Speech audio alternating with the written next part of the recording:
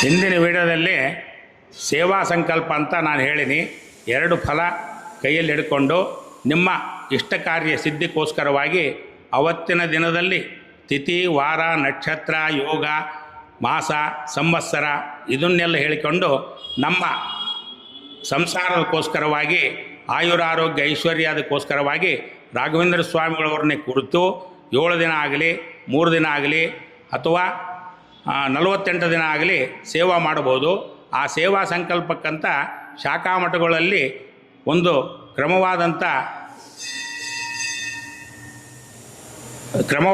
ಒಂದು ಪಾವತಿ ಪಡಿಬೇಕು. ಯಾಕಂತಂದರೆ ಗುರುಗಳಿಗೆ ಸಲ್ಲಿಸಬೇಕು, ಏನಾದರೂ ಕೊಡಬೇಕು. ನಾವು ಗುರುಗಳ ಹತ್ರ ದೊಡ್ಡವ್ರ ಹತ್ರ ಬಂದು ಹೋದಾಗೆ ನಾವು ಮಠಕ್ಕೆ ಏನೋ ಒಂದು ಕೊಡಬೇಕು.